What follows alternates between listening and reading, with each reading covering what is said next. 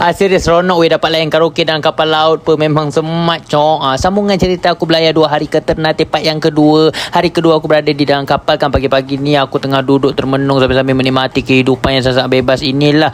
Menikmati pemandangan Sangkuit yang cantik sekali, 2 kali 3 kali kat depan ni. Sumpah ya Allah, subhanallah, Masya Allah cantiknya. Dah sampai sudah di transit yang kedua, iaitu di Pelabuhan Babang. Tapi transit kali ni memang cepat sesangat, tak macam sebelum ni 7 jam kan. Tapi kali ni sejam je weh.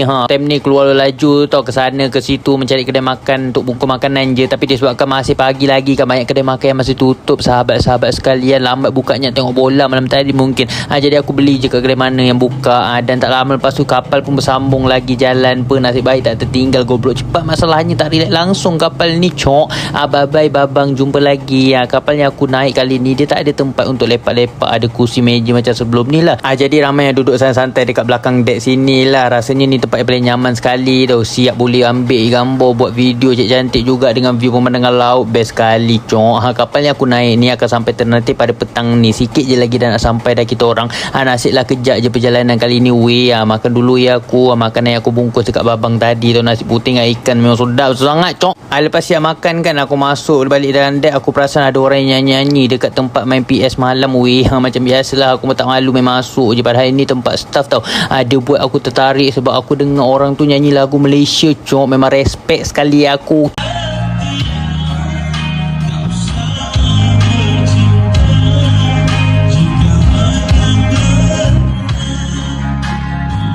Okey lah, ada sikit hiburan untuk aku. Lepas tu abang tu bagi aku mic suruh nyanyi. Tapi aku tak pandai, aku tak nak macam weh. Lepas tu tak ada buat apa-apa kan. Aku dah bosan sangat. Aku pun tidur lah, bagi cepat sikit masa berlalu. Dan petang pun sudah tiba. Time ni aku kat luar, aku menikmati pemandangan Pulau Ternate di hadapan sana tau. Nak sampai dah weh, tengok tu ada gunung tinggi depan tu kan. Aku gunung tu lah aku panjat sampai atas nanti esok tau. Tunggu. Dan Alhamdulillah kapal ni pun selamat berlabuh di Pelabuhan Ahmad Yani Ternate jam 7.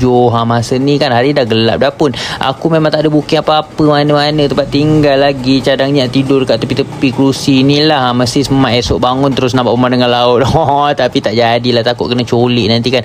Sampai dah aku di Kurnia Homestay namanya. Yang jaga ni satu orang ibu tau. Okey lah, bilik je besar, selesa, aku suka. Berharga RM175,000 per malam.